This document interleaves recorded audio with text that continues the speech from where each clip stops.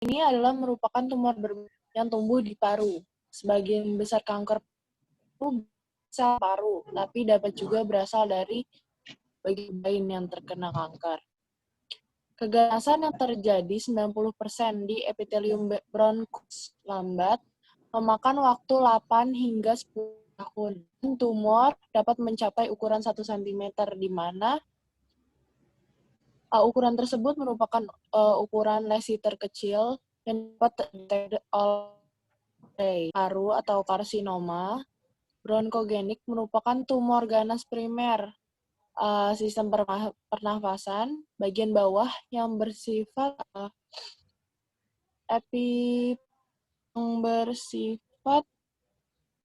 epitelium ya, dan berasal dari mukosa percabangan bronkus. Lanjut. Epitelial. Diskasi dari tumor paru, yang pertama ada tumor paru jinak dan tumor paru ganas. Tumor paru jinak bersifat tumbuh lambat, sehingga tumor jinak pada umumnya tidak cepat membesar. Karsinoma bronkogenik atau tumor ganas paru primer yang berasal dari saluran nafas.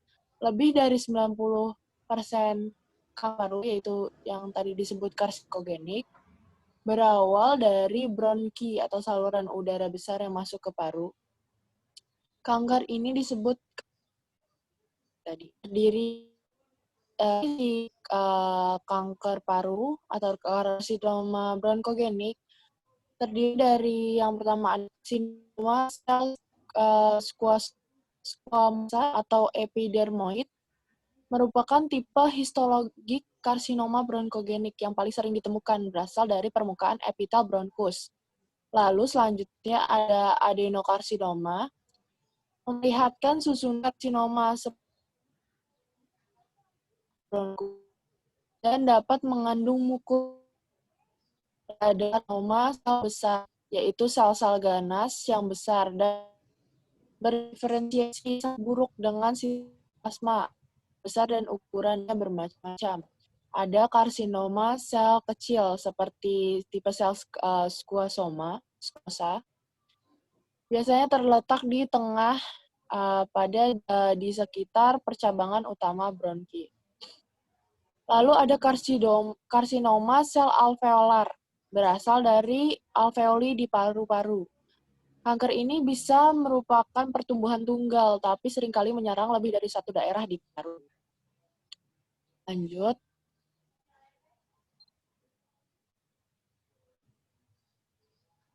Lalu ada epidemiologinya. Berdasarkan data World Health Organization, kanker paru merupakan jenis kanker terbanyak pada laki-laki di Indonesia dan terbanyak kelima untuk semua kanker pada perempuan. Kanker paru juga merupakan penyebab kematian akibat kanker terbanyak pada laki-laki dan kedua pada perempuan. Hasil penelitian berbasis rumah sakit dari 100 rumah sakit di Jakarta, kanker paru merupakan kasus terbanyak pada laki-laki, terbanyak pada perempuan, kasus terbanyak pada laki-laki dan nomor 4 terbanyak pada perempuan, tapi merupakan penyebab kematian utama pada laki-laki maupun perempuan. Data hasil pemeriksaan laboratorium patologi anatomi RSUP Persahabatan kanker paru merupakan lebih dari 50% kasus dari semua jenis kanker yang didiagnosa. Data registrasi kanker rumah sakit Darmais pada tahun 2003 sampai 2007 menunjukkan bahwa kanker trakea, bronkus, dan paru dengan keganasan terbanyak kedua pada pria, yaitu sebesar 13,4%, sedangkan kanker nasofaring sebanyak 5,63%, dan merupakan penyebab kematian kanker terbanyak pada pria sebanyak 28,94%. Lanjut.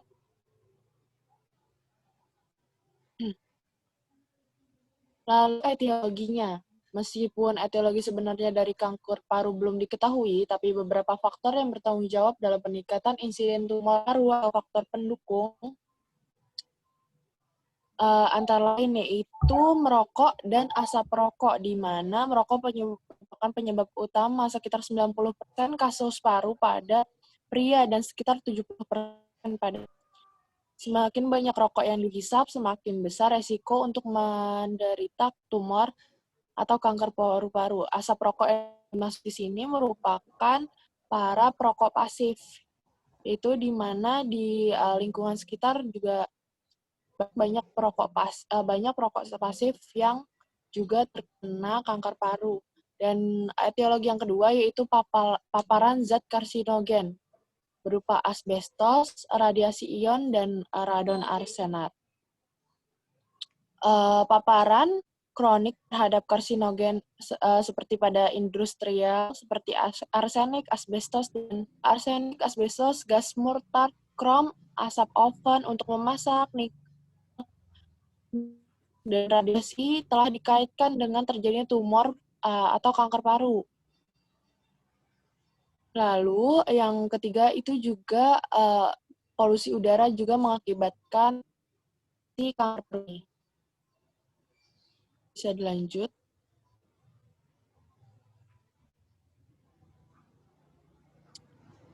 Lalu patologinya. Kegagalan tumor jelas. Lalu faktor lingkungan seperti polusi bekerja industri, semuanya berkaitan dengan resiko terjadinya tumor. Permulaannya, tumor adanya zat yang bersifat initiation, yaitu yang merangsang permulaannya terjadinya perubahan sel atau mutasi sel. Diperlukan perangsang yang lama dan berkesinambungan untuk memicu timbulnya penyakit tumor. Initiasi agen biasanya bisa berupa unsur kimia, fisik maupun biologis yang berkemampuan bereaksi langsung dan merubah struktur dasar dari komponen. Keadaan selanjutnya dikabarkan keterpaparan yang lama ditandai dengan berkembangnya neoplasma. Ini berlangsung lama, mingguan sampai tahunan. Ini dari etiologi tersebut. Menyerang percabangan bisa langsung dilihat di pathway-nya aja sambil dijelasin patofisiologinya. Jadi si zat ini itu dapat berupa faktor kimia yaitu karbon dari bisa tadi arsenat ataupun bisa dari faktor kimia tersebut. Lalu ada faktor biologis berupa mutasi gen, hormon, dan mutasi DNA. Kalau faktor fisiknya berupa trauma fisik, trauma penyinaran, yaitu bisa berupa trauma dari radiasi sinar X. Lalu ada juga dari jamur dan bakteri. Lalu zat-zat pemicu tersebut memicu perubahan sel dan bentuklah sel-sel yang bersifat patologis, yaitu disebut neoplasma. Pertama, neoplasma ini berubah menjadi tumor. Dan tumor ini dapat memicu pada peradangan bronkus. Kalau ini yang jinak dulu, dapat memicu peradangan bronkus, lalu setelah bronkus tersebut meradang, tertumpuklah sekret-sekret atau sputum. Dan tubuh mengekspresikan batuk akibat dari penumpukan sekret tersebut. Lalu dari sekret juga dapat membuat akumulasi sekret, yaitu penumpukan sekret. Terjadilah batuk tidak efektif dan harus dilakukan pembersihan jalan nafas. Dari batuk tersebut, karena membuat si pasien penderita juga tidak nafsu makan, dapat terjadi juga anoreksia. Lalu intake menurun dan akhirnya dapat mengakibatkan gangguan pemenuhan nutrisi. Ini dari yang tumor jinak. Lalu kita beralih ke tumor ganas. Tumor ini dapat berubah, dia jadi metaplasma, dan itu menimbulkan nyeri. Lalu dari metaplasma tersebut terjadilah obstruksi bronkus di mana dari obstruksi tersebut dapat kita ketahui bahwa obstruksi kemarin kan paru tidak dapat paru penuh oleh udara, jadi terganggulah pertukaran gas tersebut pada jaringan perifer maupun pada otak juga terserang. Pada jaringan perifer, oksigen menurun, mengakibatkan juga metabolisme menurun dan kelemahan, dan berakhir pada intoleransi aktivitas, di mana daily living activity-nya juga terganggu. Lalu pada pertukaran gas yang mengganggu otak atau cerebral, bila oksigen menurun, akan mengakibatkan si penderita pusing dan mengakibatkan kesadarannya menurun. Seperti itu patofisiologinya, bisa dilanjut.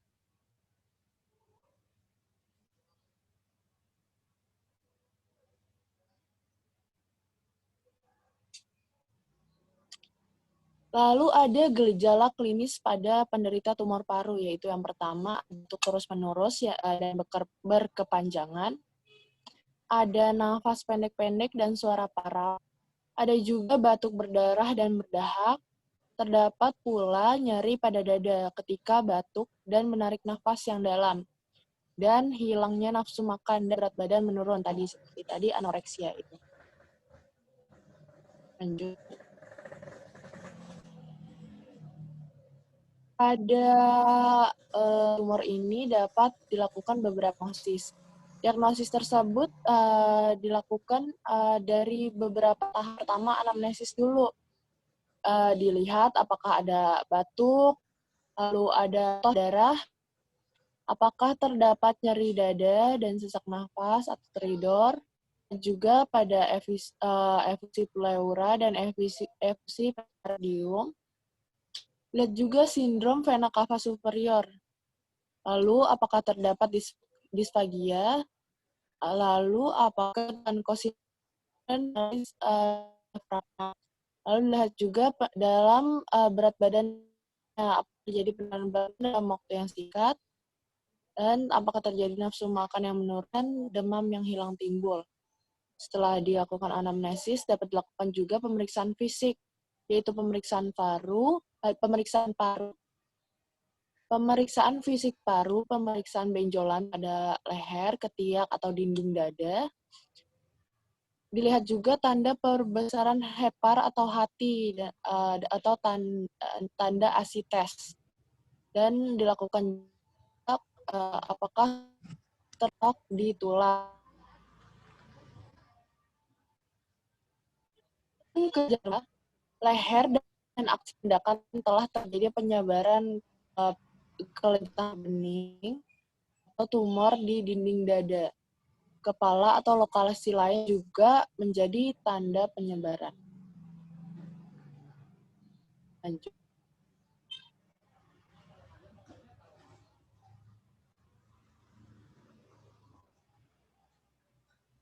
Lalu setelah dilakukan diagnosa juga dilakukan penunjang.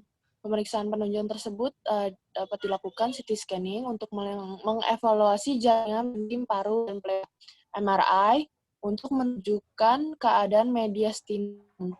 Dilakukan foto torak posterior dan anterior dan lateral serta tomografi dada. Dilakukan juga bronko. Laboratorium dilakukan sitologi, yaitu untuk melihat sputum, pleural, dan nodus limfe.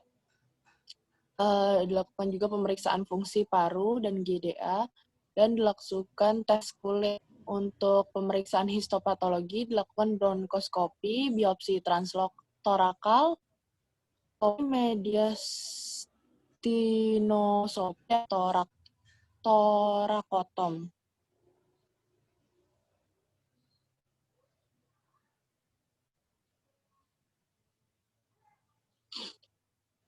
Pada tumor paru bisa dilihat problematika fisioterapinya. Itu yang pertama, kelemahan otot-otot pernafasan. Lalu juga terjadi ketegangan atau hipertrofi otot-otot aksesori pernafasan, nyeri dada. Lalu terjadi juga penurunan ventilasi pulmonal, lalu penurunan mobilitas torakik, dan sekresi di dalam paru-paru tergantung lobus yang terlibat.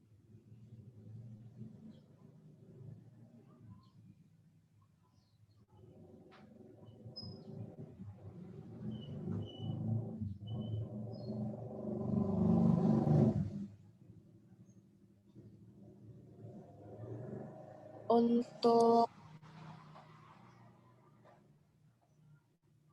implikasi fisioterapinya dapat dilakukan abdominal exercise, merupakan latihan pernafasan yang dilakukan di bagian perut. Abdomen adalah untuk mengajarkan pasien melakukan pernafasan perut, lalu dilakukan juga thoracic expansion exercise. Ini dengan tangan fisioterapis diletakkan pada dinding dada dengan tujuan mengkompresi dinding toraks ketika inspirasi, dapat memperkuat pernafasan atau otot-otot interkostalis sehingga dapat meningkatkan mobilisasi sangkar toraks. Lalu dilakukan juga stretching otot tanpa disertai ada perubahan otot dan perubahan lingkup gerak sendi atau ROM. Static contraction dapat memperlancar peredaran darah sehingga nyeri karena luka pemasangan water shield drainage atau WSD dapat berkurang dan dapat mengurangi spasma otot bantu pernafasan karena terjadinya relaksasi otot tersebut dan dilakukan secara terus-menerus. Lanjut.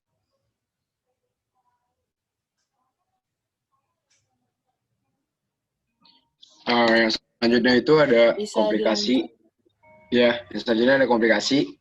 Yang pertama itu ada gagal napas. Yang kedua, penurunan fungsi jantung dan paru. Yang ketiga, pneumonitis. Yang keempat, pneumotorak atau udara yang terperangkap di dalam rongga pleura yang menyebabkan paru-paru mengempis. Yang kelima ada emphysema atau akumulasi nanah di dalam rongga.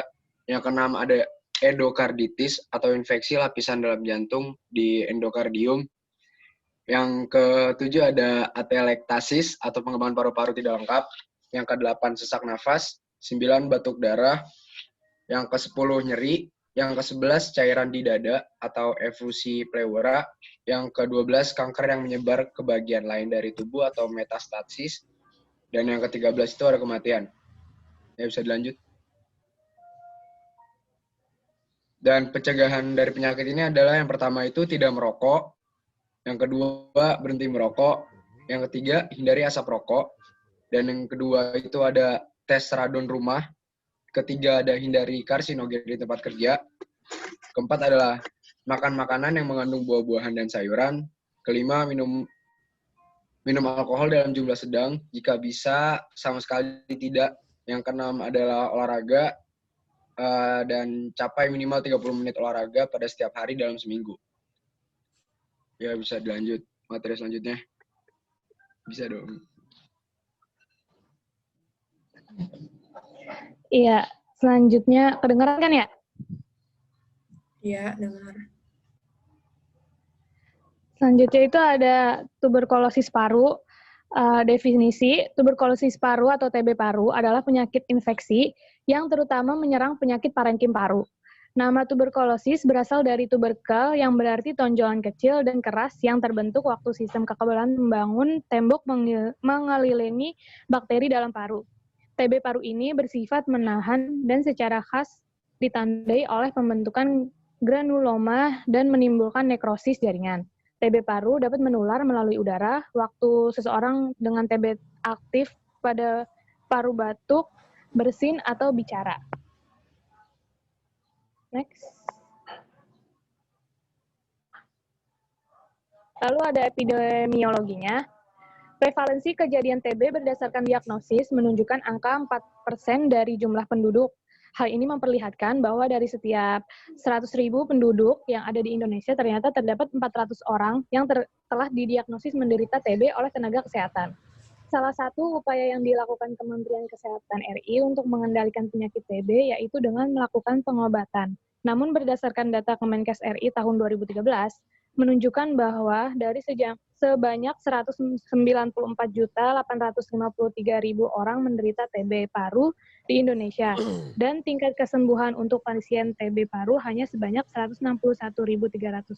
161.365.000 orang, 164.000 kasus.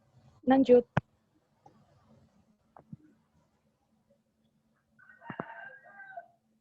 Selanjutnya ada etiologi. Sumber penularan penyakit TB adalah bakteri Mycobacterium tuberculosis.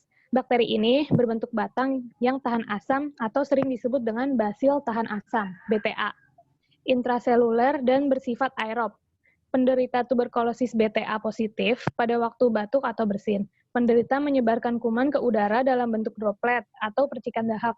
Droplet yang mengandung kuman dapat bertahan di udara pada suhu kamar selama beberapa jam. Orang dapat terinfeksi kalau droplet tersebut terhidup ke dalam saluran pernapasan. Setelah kuman TB masuk ke dalam tubuh manusia melalui pernapasan, kuman TB tersebut dapat menyebar dari paru ke bagian tubuh lainnya. Lalu sistem darah, saluran nafas, atau penyebaran langsung ke bagian-bagian tubuh lainnya. Lanjut.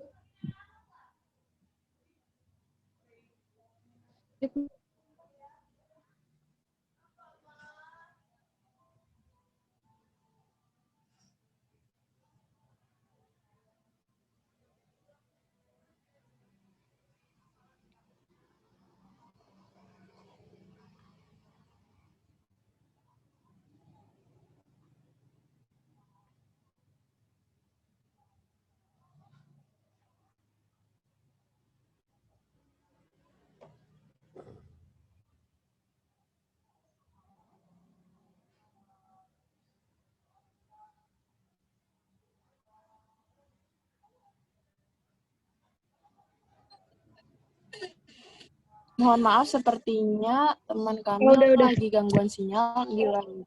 Udah. Halo? Udah ya? Ya, kedengeran nggak? Ya, dengar. Lanjutnya ada faktor risiko. Faktor risiko dari TB itu merokok, faktor sosial ekonomi, status gizi, umur, dan jenis kelamin. Lanjut, Naya. Nah, ini ada patofisiologinya. Pertama, bakteri Mycobacterium tuberculosis masuk ke jalan nafas, lalu dia tinggal di alveoli. Terjadilah inflamasi atau peradangan, itu ada yang tanpa infeksi, ada juga yang langsung menyebar. Yang terjadi penyebaran ini, dia membentuk tuberkel oleh makrofag. Jadi dia melakukan pertahanan gitu dari kuman. Lalu terjadi proses pengkejuan. Proses pengkejuan ini adalah nekrosis yang mengalami lesi, itu dia berbentuk padat seperti keju. Makanya disebut dengan proses pengkejuan. Nekrosis ini disebut juga dengan nekrosis kaseosa. Nah, di bagian ini dinamakan dengan lesi primer atau lesi Ghosn. Dari lesi primer ini ada yang sembuh total, ada juga yang sembuh dengan sarang Ghosn, ada juga yang menyebar ke organ lain. Yang sembuh dengan sarang Ghosn, kuman ini muncul kembali, lalu terjadi infeksi post-primer. Dari infeksi post-primer ini, ada yang diresorpsi kembali atau sembuh, ada juga yang sarangnya meluas, ada juga yang sembuh dengan jaringan fibrotik. Jaringan fibrotik ini jaringan parut, jadi dia sembuh tapi terdapat jaringan parut di paru-parunya. Kalau yang sarangnya meluas ini, dia membentuk kavitas. Lalu dari sini ada yang menembus pleura atau efusi pleura, ada yang memadat dan membungkus diri atau tuberkuloma, ada juga yang bersih dan sembuh.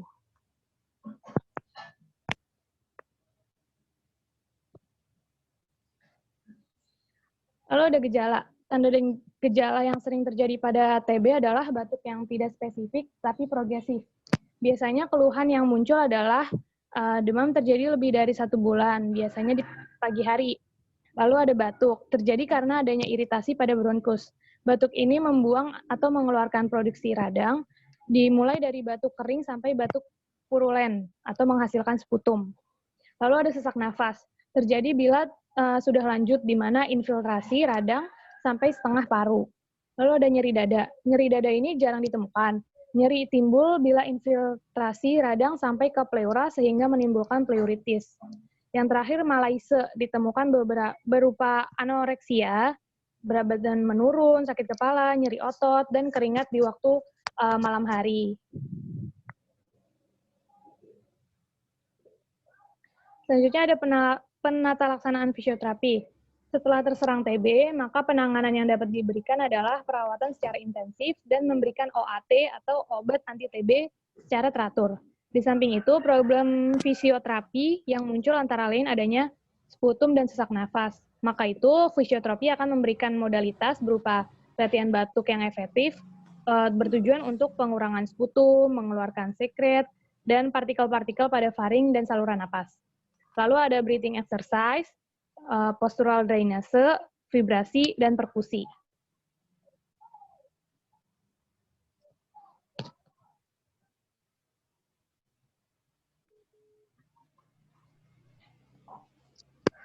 Selanjutnya ada komplikasi yang dapat timbul akibat tuberkulosis. Tuberkulosis terjadi pada sistem pernafasan dan di luar sistem pernafasan. Yang pertama itu ada pada sistem pernafasan antara lain menimbulkan pneumotoraks, efusi pleural, dan gagal nafas. Sedangkan di luar sistem pernafasan menimbulkan tuberkulosis usus, meningitis serosa, dan tuberkulosis miliar. Lanjut. Nah, pencegahannya itu yang pertama menutup mulut bila batuk, yang kedua membuang dahak tidak di sembarang tempat atau buang dahak pada wadah tertutup yang diberikan Lysol. Yang ketiga itu makan makanan bergizi. Yang keempat memisahkan alat makan dan minum bekas penderita. Dan yang terakhir memperhatikan lingkungan rumah, cahaya, dan ventilasi yang baik. Lanjut.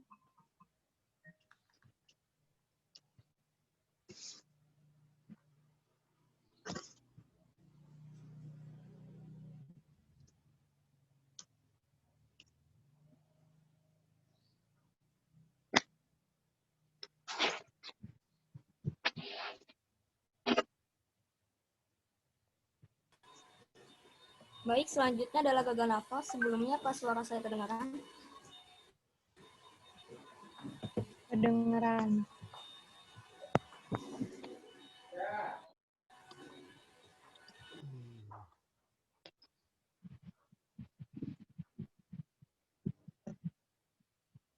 Oke.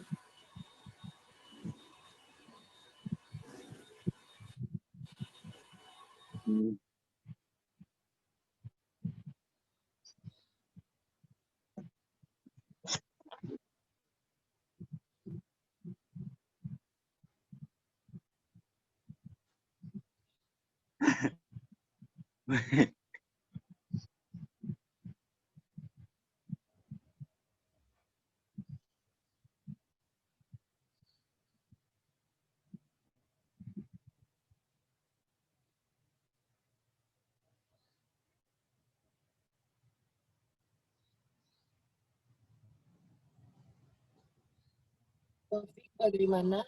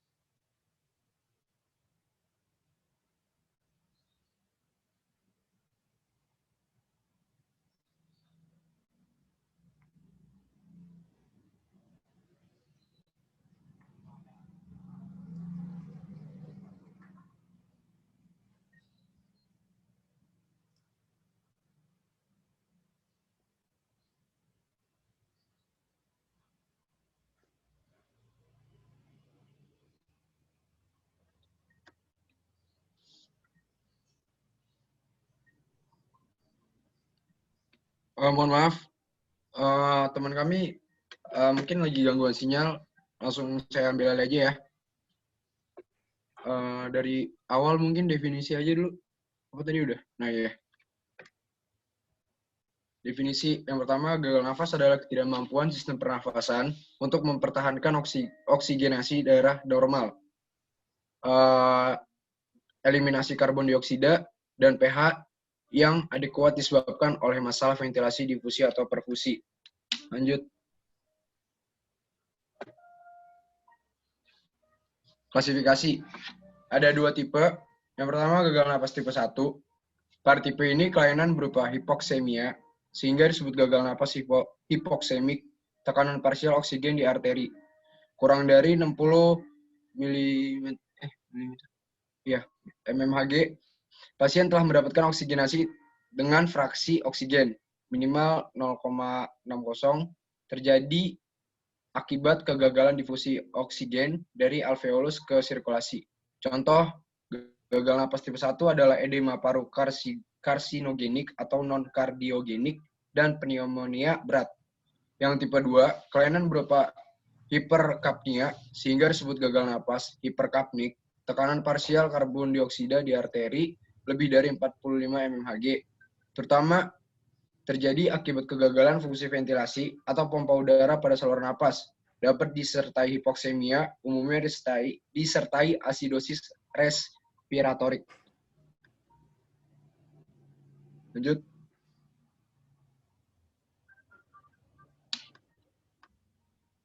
Halo? Nah ya. Selanjutnya ada epidemiologi.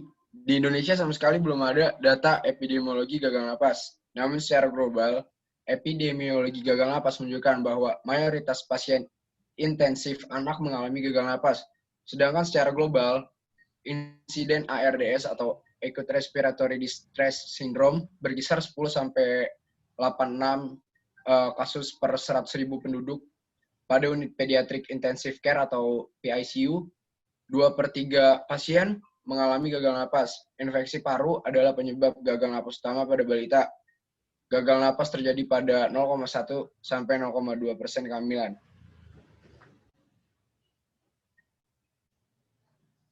Etiologi. Etiologi gagal napas dapat dikelompokkan berdasarkan kategori penyakitnya. Sebagian etiologi dapat menyebabkan hipoksemia dan hiperkapnia sekaligus. Gagal napas hipoksemik umumnya terjadi akibat ketidakseimbangan ventilasi dan perfusi, yang paling sering disebabkan kelainan pada parenkim, paru, dan alveolus. Gagal napas hiperkapnik berkaitan dengan retensi karbon dioksida yang umumnya terjadi akibat fungsi ventilasi alveolar yang tidak adekuat. Misalnya pada obstruksi, kelainan otot napas, kelainan dinding dada, dan kelainan sistem saraf pusat.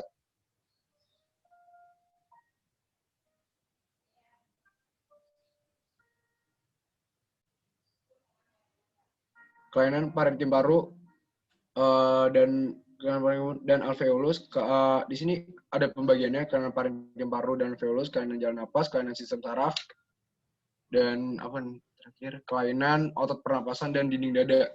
Kalau kelainan parenkim paru dan alveolus itu ada pneumonia, edema paru, fibrosis kistik, perdarahan paru, tenggelam, acute respiratory distress syndrome atau ARDS, dan kontusio paru. Yang kelainan jalan napas, laryngomalacia, tracheitis, Croup, stenosis subglotis, tracheal ring, aspirasi benda asing, tumor, penyakit paru obstruktif kronis atau PPOK, asma bronkial berat, bronkiolitis, dan anafilaksis. Selanjutnya kelainan sistem saraf pusat, penyakit cerebrovaskular, tumor intrakranial, cedera kepala atau trauma, infeksi sistem saraf pusat, misalnya ensefalitis, toksisitas obat atau zat, ensefalopati metabolik, misalnya uremia, ensefalopati hepatikum, terus kongenital, misalnya sindrom hipoventilasi kongenital, dan yang terakhir ada malformasi vaskular. Dan di kelainan otot pernapasan dan dinding dada itu ada paralisis diafragma, hernia diafragma, paralisis nervus phrenicus, kelainan neuromuskular misalnya sindrom Guillain-Barré, myasthenia gravis, kelainan otot misalnya distrofi otot, polymyositis, kyphoscoliosis, Flyle chest, dan yang terakhir kelainan dinding dada kongenital. Lanjut. Tes suara saya sebelumnya ada nggak? Udah. Ya, Wafik. Ada Wafik. Oke, selanjutnya patofisiologi. Jadi pada paru normal, rasio ventilasinya dan perfusinya itu ada nilai tertentunya. Secara klinis, ada 4 besar gambaran pada paru berdasarkan rasio ventilasi dan perfusinya, yaitu keadaan normal dengan rasio ventilasi dan perfusi seimbang. Yang kedua, keadaan dead space, yaitu ventilasi normal, tapi perfusinya berkurang sehingga rasionya meningkat. Lalu keadaan shun, yaitu terjadi penurunan ventilasi, namun perfusi normal atau tidak menurun, separah ventilasi sehingga rasio V atau Q-nya menurun. Dampaknya adalah sirkulasi yang melalui area ini tidak mendapatkan oksigenasi yang adekuat dan menyebabkan hipoksemia dan hiperkapnia. Lalu yang terakhir ada silent unit, merupakan segmen paru yang tidak mendapatkan ventilasi dari perfusi. Lanjut. Ini bisa dilihat patofisiologinya. Pertama itu dari pasien PPOK mengalami kerusakan jaringan paru, lalu memiliki riwayat etiologi primer berupa infeksi trakeobronkial dan etiologi sekunder pneumonia. Disebabkan oleh eksaserbasi akut yang mengakibatkan sesak bertambah dan produksi sputum itu bertambah. Produksi sputum yang bertambah dapat menyebabkan dinding alveoli rusak akibat infeksi, lalu bisa menyebabkan juga peningkatan tekanan hidrostatis pada pulmonal. Dan peningkatan tekanan hidrostatik pada pulmonal ini menyebabkan aliran limpatik meningkat, lalu cairan transudat ke alveolus dan terjadilah edema pulmonal. Sedangkan produksi sputum berlebih juga dapat menyebabkan yang berlanjut menjadi area permukaan alveolar kontinu akan menurun, menyebabkan ruang rugi dan kerusakan difusi O2, mengakibatkan hipoksemia, diakibatkan eliminasi CO2 mengalami kerusakan. Akibat dari eliminasi CO2 mengalami kerusakan, maka mengalami hiperpnia yang menyebabkan gagal nafas, dan gagal nafas inilah yang menyebabkan kerusakan pada pertukaran gas. Lanjut. Gejalanya pada keadaan hipoksemia dan hiperkapnia itu berbeda. Kalau gejala dan tanda hipoksemia itu ada dyspnea, mudah tersinggung, lalu ada kebingungan mengantuk, takikardia, aritmia, takipnea, dan cyanosis. Sedangkan gejala dan tanda hiperkapnia itu ada sakit kepala, perubahan perilaku, koma, asteriksis, papiloedema, dan ekstremitas hangat. Lanjut. Faktor risiko dari gagal nafas itu ada memiliki permasalahan pernafasan yang jangka panjang, lalu disebabkan juga karena merokok, minum alkohol yang berlebihan, dan terdapat riwayat keluarga dengan masalah pernafasan.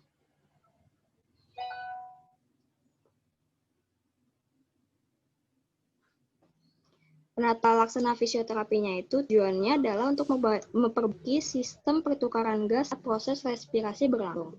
Sedangkan pemecahan masalahnya terdiri dari penata laksana suportif atau non-spesifik dan kausatif atau spesifik. Umumnya penataan laksana suportif atau non-spesifik ini adalah tindakan yang secara tidak langsung tunjukkan untuk memperbaiki pertukaran gas.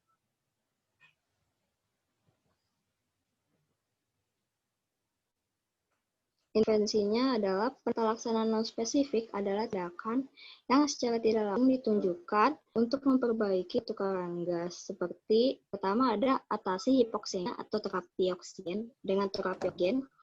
Jadi terapi oksigennya ini jangka pendek. dan dibutuhkan pada pasien dengan keadaan hipoksemia akut. Pada kondisi ini oksigen diberikan dengan VO2 60 sampai 100% dalam jangka waktu pendek dan secara spesifik. Selanjutnya, oksigen diberikan dengan dosis yang dapat mengatasi hipoksemia dan meminimalisasi efek samping. Cara pemberiannya ada dua, yaitu dengan sistem rendah dan sistem tinggi. Sedangkan yang kedua ada ASI hiperkapnia, itu perbaiki ventilasi jalan nafas atau airway. Itu resikonya berupa trauma inseksi, kerusakan trakea, gangguan batuk, resiko aspirasi, gangguan fungsi musiliar, risiko infeksi, dan meningkatnya resistensi dan kerja pernapasan. Tapi hitungannya adalah data lintasi obstruksi jalan napas atas menjadi rute pemberian oksigen dan obat-obatan, serta memfasilitasi ventilasi tekanan dan memfasilitasi penyedotan sekret dan rute bronkoskopi fibrioptik. Lalu yang B ada ventilasi dengan bantuan ventilasi dan ventilasi mekanik, maksudnya itu dipasang ventilator gitu.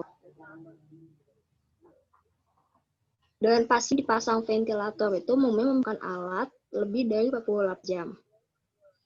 Keuntungan alat ini adalah efek samping akibat tindakan intubasi dapat dihindari. Ukuran alatnya relatif kecil, portable, dan pasien alat terpasang bisa bicara, makan, batuk, dan bisa untuk istirahat. Lalu ada fisioterapi dada. Ditujukan untuk membersihkan jalan nafas dari seket dan putum. Pasien diajarkan bernafas dengan baik, dilakukan dengan bantuan pada perut dengan menggunakan telapak tangan pada saat inspirasi. Pasien melakukan batuk yang efektif. Dilakukan juga tepukan pada dada, punggung, dilakukan perkusi, vibrasi, dan drainase postur. Kadang-kadang diperlukan juga obat-obatan seperti mucolit dan bronchodilator.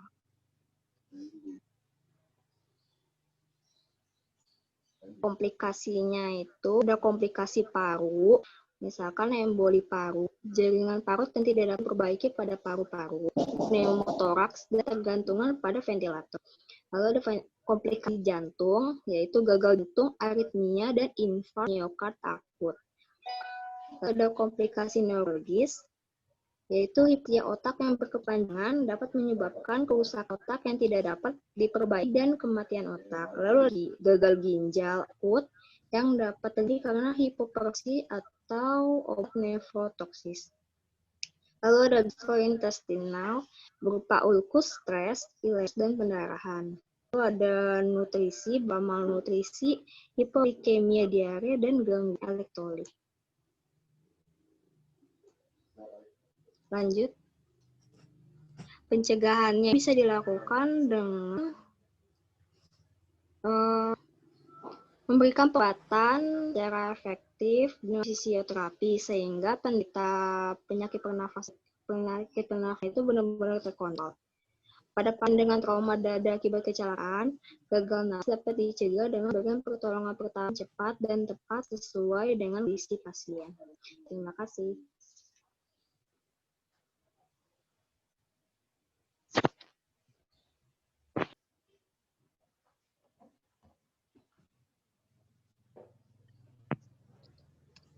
Iya, sekian presentasi dari kelompok 5 tentang penyakit paru.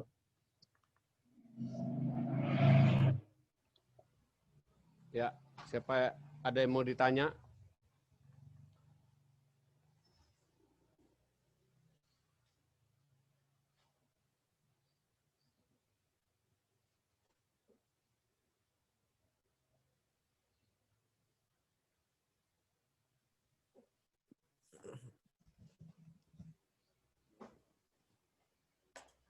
Persilahkan teman-teman yang mau bertanya.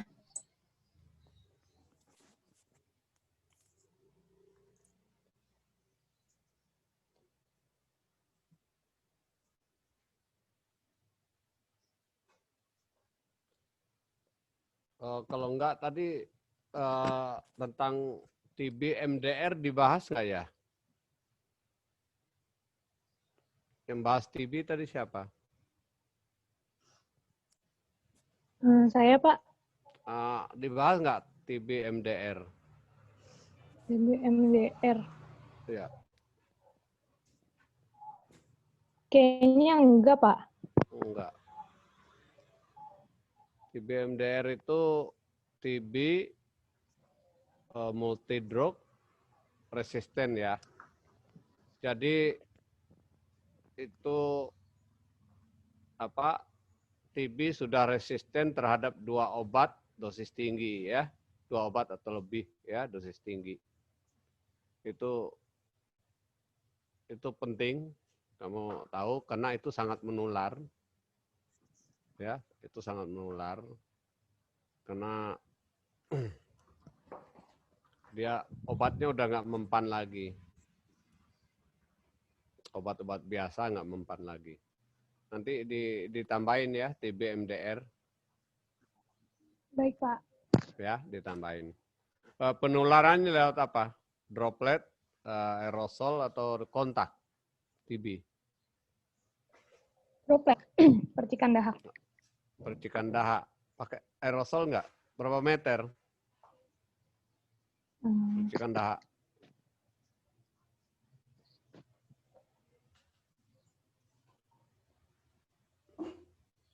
Cari ya.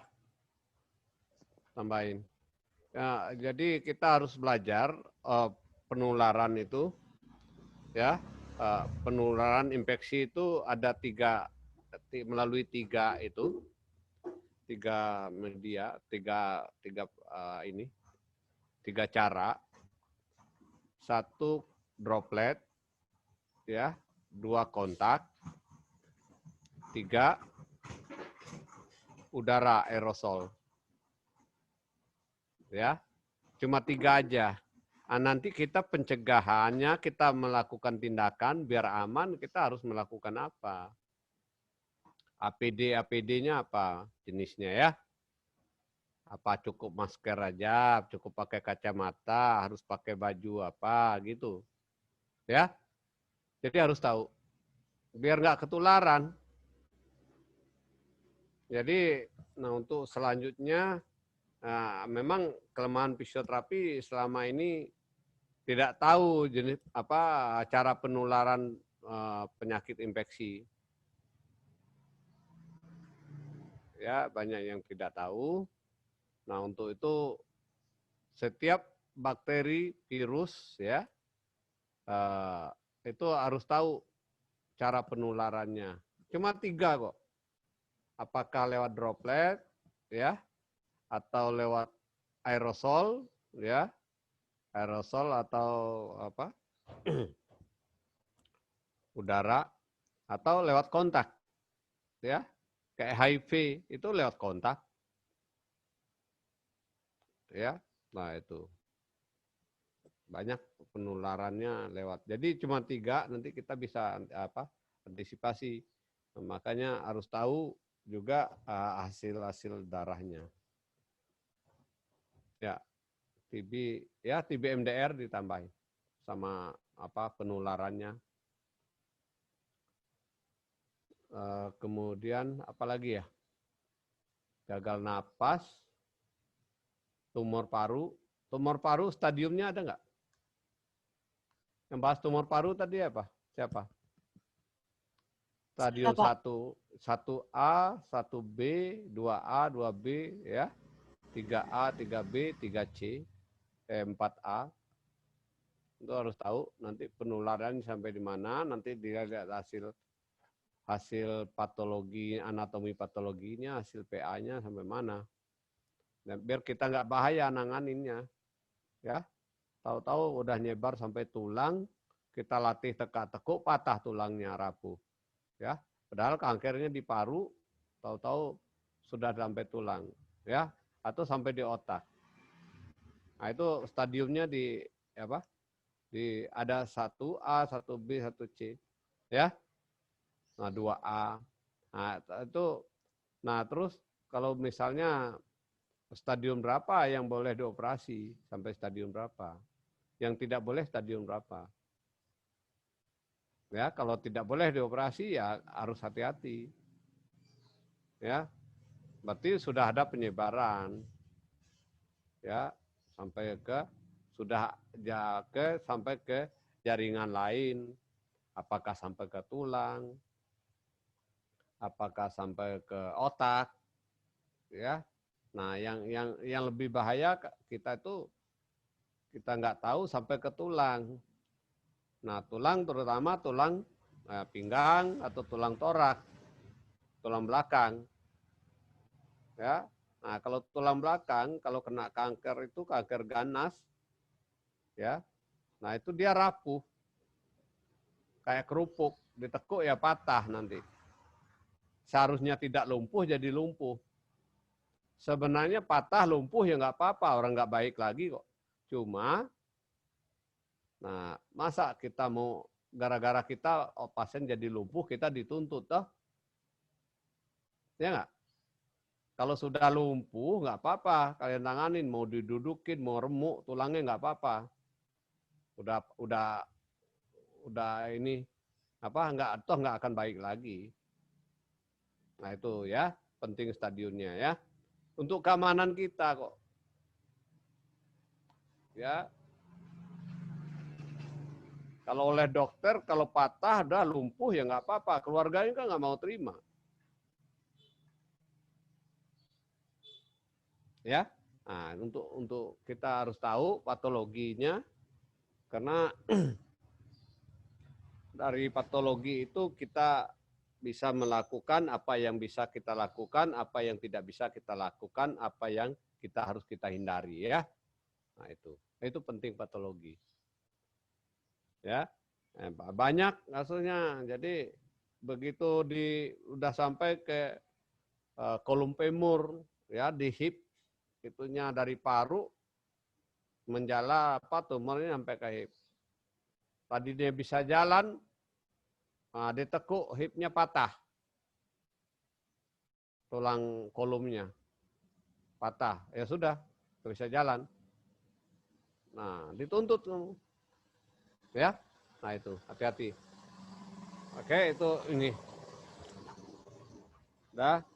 Nah, gagal napas itu yang ini untuk keamanan kita aja. MDR itu sangat menular ya.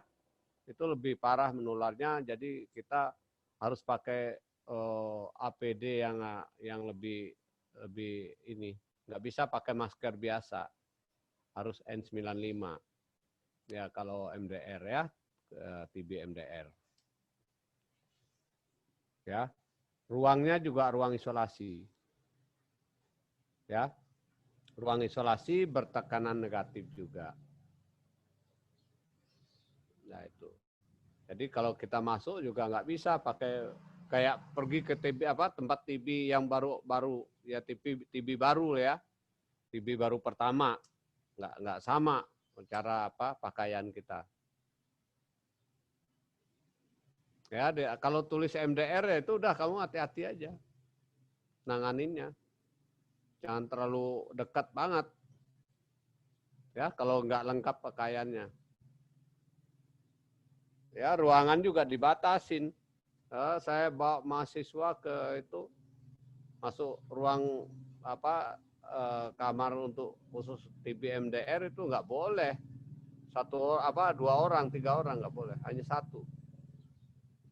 Ya, nah itu.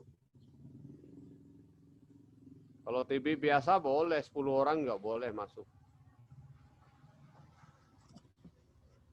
Ya, gagal napas itu masalahnya di mana? Gagal napas. Gagal napas itu apa? Ya, satu kebutuhan oksigen ya tidak terpenuhi tubuh ya. Karena gagal mengeliminasi CO2 ya. Nah, yang kedua gagal mempertahankan pH. Ya. Ya. Nah, itu gagal napas. Nah, gagal napas itu sebenarnya bisa dilihat dari hasil analisa gas darah. Ya. Nah, kalau di yang form yang saya kirim itu ke kalian sudah ada analisa gas darah yang normal di situ saya kira. Ya. Misalnya pH 7,35 sampai dengan 7,45. Benar nggak ya kira-kira? Ya. Nah, itu dilihat. Kemudian tekanan O2 ya. PaO2 itu di atas kurang lebih 55 mm Hg, di atas itu ya, di atas 55 ya. Nah, yang normalnya sebenarnya itu 80 sampai 100 mm Hg ya, itu PaO2. Nah, kalau PaCO2 45 ya, 45 mm Hg. Ya, nah itu milimeter Hg. Nah, jadi itu harus dilihat. Nah, kemudian kalau sama-sama 50 itu sudah gagal napas. CO2-nya PCO2 50, PaO2 50. Nah, nanti ada grade-grade-nya gagal napas. Ya. Jadi kalau misalnya ya gagal napas itu bila CO2-nya nggak normal, berapa CO2-nya? Ya, disebut gagal napas mana? Yang disebut gagal napas?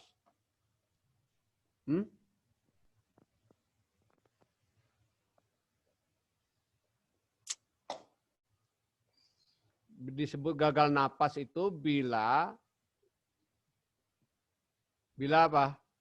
Bila PaCO2 lebih dari 45%, 45 mm Hg. Ya. Tekanannya. Kemudian tekanan CO2 lebih rendah dari 60 mm Hg. PaO2 ya. Benar nggak? Benar, Pak. Ya, benar nggak? Jadi kalau di atas 45 PCO2-nya, kemudian PaO2 di bawah 60, nah itu disebut dengan gagal napas. Itulah definisi gagal napas sebenarnya. Ya. Kemudian ada yang tadi saya sebut 50 sama 50, ya. Itu disebut dengan apa? Disebut dengan apa? Rule of 50 ya. 50 sama 50 mm Hg. Jadi CO2 50 mm Hg berarti kan lebih tinggi dah. Kan normal kan 40 di bawah 45. Ya, 45. Nah, kemudian CO2 O2-nya berapa? O2-nya 50 juga. Nah, itu disebut dengan sama-sama 50, ya. Nah, apalagi? Nah, itu gagal napas. Penyebab gagal napas itu bisa kita lihat, bisa. Nah, itu kita kembali ke anatominya. Ya. Apakah di saluran napas? Misalnya PPOK, asma akut, ya, atau ada tumor di saluran napas, atau di paru, misalnya TB atau pneumonia, ya, kanker paru. Tadi tumor di dalam saluran napas, ya, kanker paru, TB paru, pneumotorak, ya, atau hidropneumotorak, itu semua bisa menyebabkan gagal napas. Nah, ini di dalam rongga torak, di rongga pleura, ya, radang. Nah, kemudian muskuloskeletal, ototnya lumpuh. Ototnya lumpuh seperti miastenia gravis. Tadi ya, kan diterangin tadi. Ya. Nah, dari saraf, misalnya GBS ya. GB syndrome. Ya, Guillain-Barré syndrome. Tadi juga sudah dijelaskan sama cowok tadi saya patut. Ya. Saya agak ngantuk-ngantuk tapi dengar. Ya, itu kena otot napasnya nggak bisa lumpuh. Nah, kemudian ada juga tadi hernia diafragma ya, dan kelumpuhan diafragma. Hernia dan kelumpuhan. Hernia itu diafragmanya jebol, kelumpuhan itu biasanya ada, GBS bisa menyebabkan kelumpuhan diafragma karena ada saraf renikusnya. GBS itu kelainan saraf tepi ya. Ya, itu di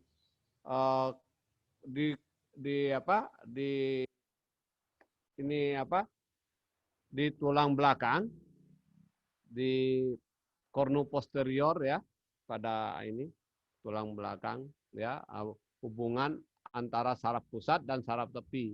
Ya, di terminal situ terjadi infeksi, terjadi di infeksi di terminalnya tulang belakang ya. Nah, itu saraf tepi. Nah, itu biasanya GBS itu, pernah belajar GBS ya enggak? GB syndrome. Hah? Pernah dengar apa? Halo? Pernah dengar? Iya, Pak. Pernah dengar, Pak. Belum belajar. Belum belajar? Pernah, Nah, Pak. itu neuro ya. Itu gangguan saraf tepi. Kalau biasanya, kalau GBS, meninggalnya itu biasanya gagal napas. Ya, jadi ya, kemudian cedera kepala juga bisa menyebabkan gagal napas. Ya, dari jantung juga bisa menyebabkan gagal napas. Ya, nah jadi gagal napas itu tergantung sebabnya. Nah, untuk itu perlu kita lihat dulu. Kita pemeriksaan dulu untuk intervensi. Jadi masalahnya gagal napas jelas ya, pertukaran gas terganggu itu sudah jelas. Karena perbedaan tekanan tadi ya kan nggak normal hasil analisa gas darahnya, ya. Nah, kita lihat pertukarannya jelas nggak normal. Nah, kemudian disebabkan oleh apa? Apakah banyak sputum? Apakah penyempitan saluran napas? Misalnya PPOK. Nah, itu kita lihat dulu, ya. Penyebabnya apa? Itu kita harus pemeriksaan fisioterapi nanti, ya. Oh, tidak langsung misalnya sputumnya kental langsung ya boleh dikasih nebulizer. Tapi kan belum tentu itu penyebabnya. Ya. Nah, jadi kita lihat, saya udah bilang kita penanganan tentang problemnya. Bagaimana tahu ada problem? Pemeriksaan fisioterapi ya, dianalisis, kemudian ketemulah problemnya. Nah, itu. Jadi sesuai dengan problemnya, penanganannya. Kalau itu memang perlu ventilator, ya pakai ventilator. Ya, masuk ICU. Nah, perlu yang jelas, pasien itu yang utama perlu oksigen. Ya, oksigen. Nah, perlu pakai kanal ya, atau masker ya, pakai langsung atau pakai ini. Ya, nah itu oksigen itu tindakan pertama itu memang harus. Oksigen dan positioning ya. Nah, kemudian nanti kalau itu dia pakai ICU atau itu harus pakai ini juga. Dilihat FiO2-nya itu berapa? 40 sampai 60% ya, FiO2-nya. 40 sampai 60% ya. Nah, kalau memang itu dari PPOK atau asma, gagal napasnya itu perlu pakai bronkodilator.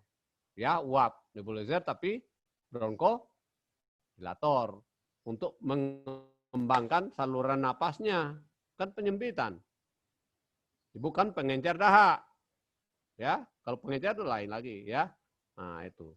Kemudian retensi sputum, dilihat retensi sputum ini kalau dia dehidrasi itu biasanya terjadi pada pasien yang demamnya tinggi, ya, demam yang tinggi atau berat badannya turun. Nah, itu bisa dehidrasi. Nah, orang yang kurus nih kurang minum, gampang dehidrasi. Nah, itu kemungkinan dahaknya kental. Nah, itulah baru pakai pengencer dahak. Ya, pengencer dahak. Itu baru pakai pengencer dahak. Nebulizer juga tapi obatnya pengencer dahak. Kalau PPOK asma, obatnya pakai bronchodilator, ya. Nah, jenis obat ya tergantung pabriknya, ya, tergantung promonya. Yang prinsipnya kita harus tahu ini pengencer atau untuk melebar fasilitasi ya, untuk memfasilitasi saluran darah, ya, untuk ini untuk pelebaran saluran darah. Nah, kemudian retensi sputum dilihat, ya. Nah, apakah suction?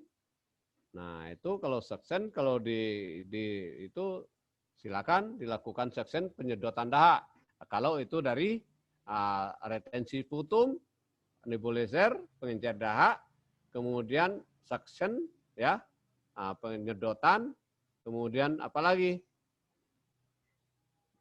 Nah, baru nanti positioning, keluarin dahak, kalau misalnya baru kalau sudah kondisinya memungkinkan, barulah latihan, ya.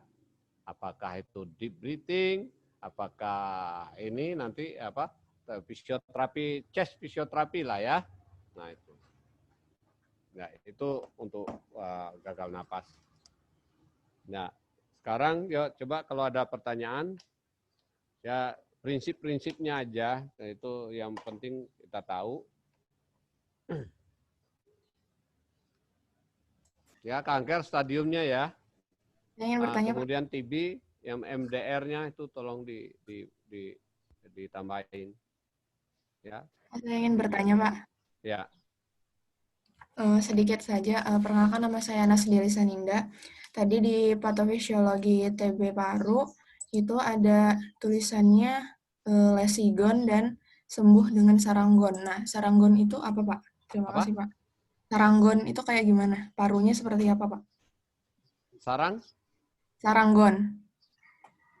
Bisa sembuh. Mana ya? Coba bisa itu lagi. Mungkin bisa di-share screen. Hah?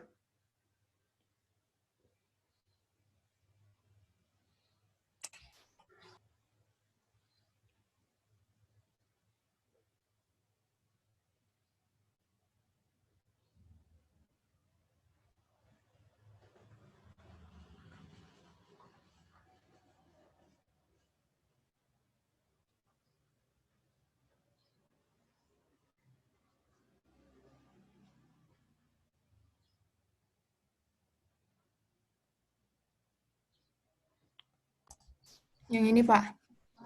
Mana? Ini sembuh dengan saranggon.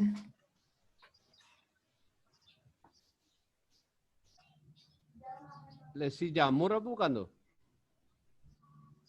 Itu apa tuh? Yang mana ya? Sebentar, Pak. Ini coba kita lihat patologi ini apa nih?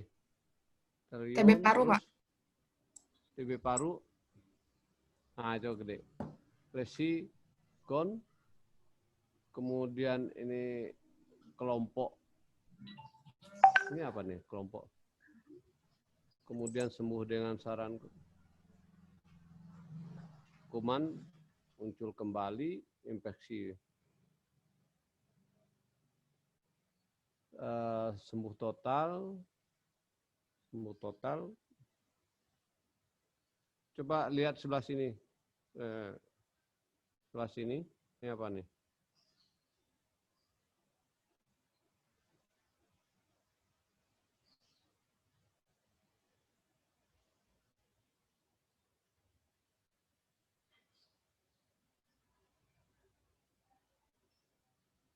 sembuh dengan saranggon, kuman.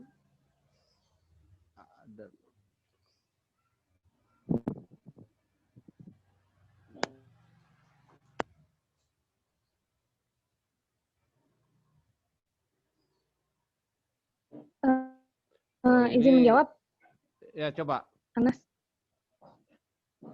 Itu saranggon itu kayak udah lebih sedikit gitu Pak kumannya. Jadi sembuh dengan sedikit bekas. Ini bukan Kan kuman. lesigon kan. Bukan kuman, ya. Ini bukan kuman, ntar saya lihat dulu. Oh, ini fibrotik. Ini fibrotik udah mengeras, ya. Ini fibrotik. Terus ini nekrose. Oh, nekrose. Ini deh, ya. Ini ya. Ini ini penyebaran ke organ lain. Ini nekros. Ini terus lesigon. Nah, kalau ini jadi paru-parunya itu sudah ada filtratnya, ya, infiltratnya, itu ada infiltratnya. Nah itu bisa kita cek dengan tarik napas yang dalam. Kalau dia terasa batuk, berarti dia ada lesigon ini, ya, itu ada sedikit infiltrat, ya, infiltrat, ya, itu bekas bekas infeksi biasanya. Kemudian sembuh dengan ada sisa, ya, ada sisa sikatrik, tahu deh, ya, model kayak gitu, ya. Kalau saya lebih ke infiltratnya, ya. Nah kemudian sarang meluas terus kemana nih?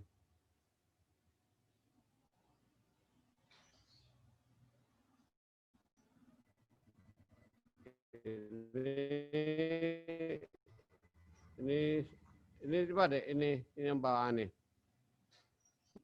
Meluas, itu benar. Tadi coba. Ya. Nah ini, ya. Meluas membentuk kavitas. Nah ini sudah ini nih. Sudah bolong, agak bolong, ya. Nah, dia membungkus diri tuberkuloma. Nah, ini tuberkuloma sudah membengkak, ya. Sudah jadi jaringan apa namanya? Jaringan parut, ya. Ya. Jadi sudah lain, jadi bukan jaringan paru lagi. Ini, ya. Ini bukan jaringan paru lagi. Sudah berubah jaringan, ya. Nah, ini juga termasuk nanti kistik fibrosis. Bukan kistik fibrosis paru. Ya. Nah, ini fibrosis paru. Fibrosis paru bisa juga jadi ini dari TB paru yang tidak baik, yang tidak sembuh, ya. Bekas TB dia.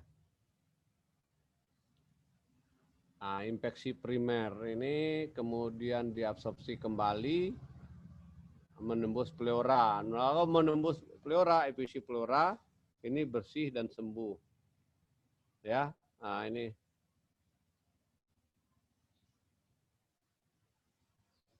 kalau sudah membentuk kavitas, bersih dan sembuh ini lama sekali.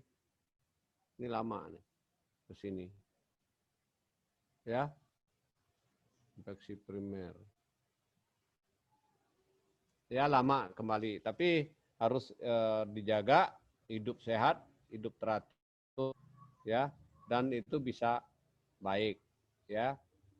Nah, bekasnya juga beberapa tahun baru bisa hilang, ya. Kalau orangnya masih muda, ya, hidupnya juga terjaga, bisa baik. Nah, udah, ada lagi? Tapi minum obat ini harus teratur, tidak boleh putus. Kalau putus, nanti dosisnya ditambah. Putus lagi, dosisnya ditambah. Nah, itu yang disebut dengan nggak mempan lagi, itu yang disebut dengan TBM, MDR. Ya, putus obat berapa kali, setelah itu dosis ditambah. Jadi MDR itu 2 jenis obat, tapi dosis tinggi, nggak lagi obat biasa rifampicin itu nggak mempan lagi udah MDR, ya, malah disuntik selama berapa bulan. Ya nanti kelanjutan dari ini, ya, ini bisa nanti apakah dia kiposis, ya kalau udah komplikasi apakah kiposis, apakah skoliosis, endurance-nya menurun, ya. Nah, apakah nanti episipleura bisa terjadi. Nah, jangan lupa komplikasi dari itu juga bisa terjadi bronkiektasis. Ya. Banyak bronkiektasis itu bekas TB. Ya, bronkiektasis, ya. Ini di rumah sakit banyak bronkiektasis didapat tapi bekas TB, ya. Nah, itu. Jadi bronkiektasis ditambah itunya.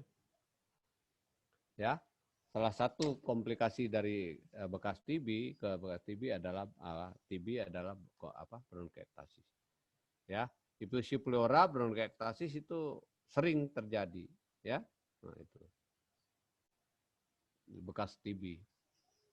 Ya, ada lagi? Pak, untuk TB paru ini setelah bersih dan sembuh bisa kambuh lagi nggak, Pak? Oh, kalau TB-nya sudah itu tergantung kumannya. Kalau ketularan lagi ya, dia nggak ada kebal deh, ya. Dia kebal obat, jadi nggak mempan lagi ya. Kita harus naikkan dosis. Jadi dia kebal sama obat. Jadi dia bukan kebal sama ini. Ya, jadi itu kambuh lagi tidak. Tapi tertular lagi. Ya, karena masih nyimpan kumannya di dalam.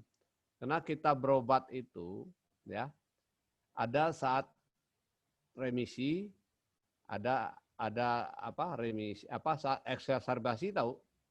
Eksaserbasi tahu? Nah, ini grafiknya, ya. Saya kasih grafik. Gini. Nah, gini grafik. Jadi ini penyakit datang, kita belum merasa apa-apa. Penyakit sudah ada, kuman sudah masuk, kita belum merasa apa-apa. Ya. Kemudian penyakit berlanjut, kita ada gejala, terus dia gejala. Diobatin. Ya.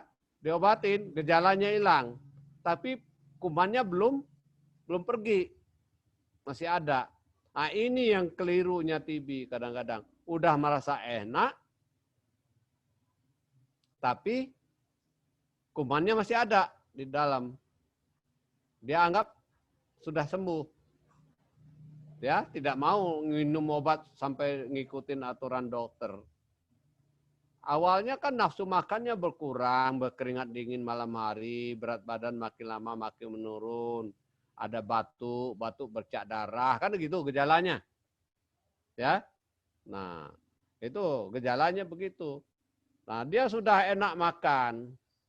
Ya. Yang sudah enak makan, tapi jadi waktu dia kena, dia nggak merasa apa-apa, terus sampai gejala, terus diobatin, hilang, dia anggap udah selesai belum, ya. Nah nanti, jadi ukuran ukuran sembuh bila hasil dari BTA-nya, hasil pemeriksaan bakterinya itu negatif, itu di ukuran sembuh. Nah kemudian ukuran sembuh fisioterapi, karena kita bukan mengobatin penyakit, bukan mengobatin virus, ukuran sembuh menurut fisioterapi ada lagi standar-standarnya. Berat badannya sudah naik enggak? Ya, aktivitasnya sudah normal enggak? Ada gangguan enggak? Bentuk posturnya bagus enggak? Sudah normal belum?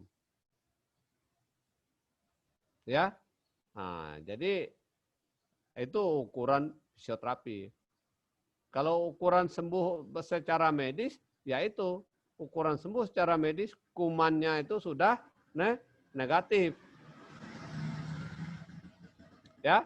Nah, apalagi kalau MDR, tuh fisioterapi itu lama ngobatin. Kadang-kadang bingung sendiri. Belum sempat sebelum sempat ngeluar napas udah tarik napas. Bingung kan pasiennya? Belum sempat gini, tarik napas. Belum. Nah, gitu.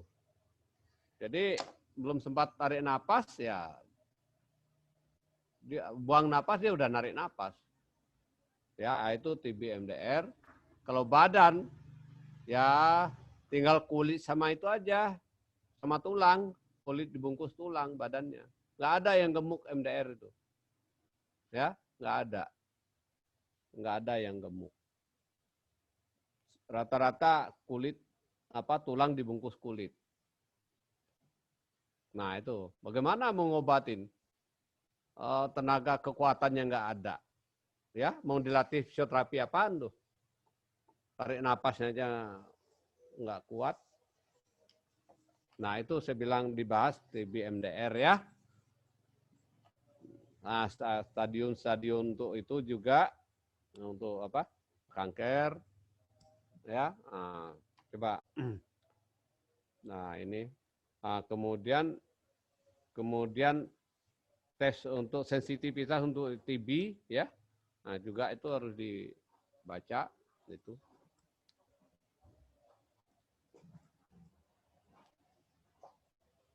Ya, ada lagi mau ditanya?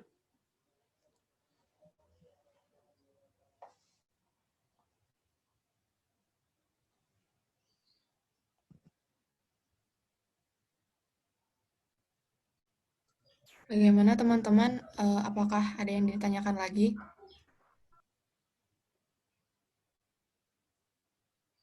Jadi kalau fisioterapi untuk TB ya ini ya harus tahu ininya cara penularan dari jadi penyakit infeksi ya kita harus tahu penularannya itu berapa ya. Nah nanti kita akan menyesuaikan APD-nya ya dengan menyesuaikan APD-nya. Jadi kita antisipasi ya antisipasi dengan itu.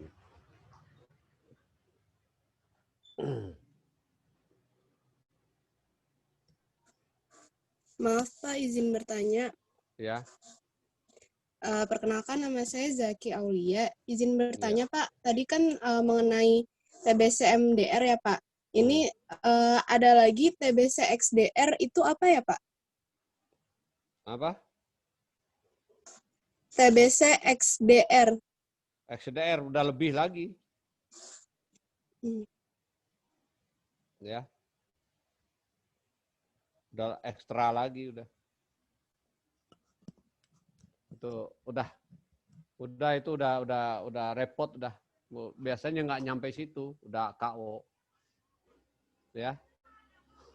Nggak nyampe situ biasanya. Udah KO, belum sampai situ.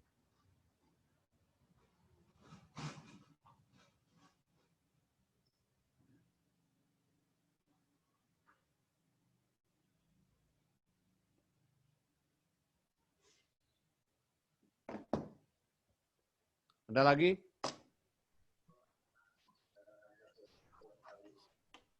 Mungkin untuk sesi tanya jawabnya disudahi dulu Pak, karena udah dekat. Oke. Udah, ada lagi? Nggak ada ya? Iya Pak.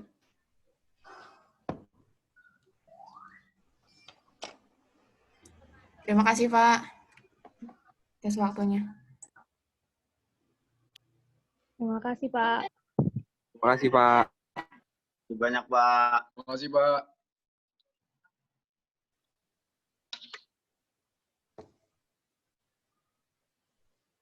Earphone-nya dicopot. Iso kagak masuk ya? Iya, izin.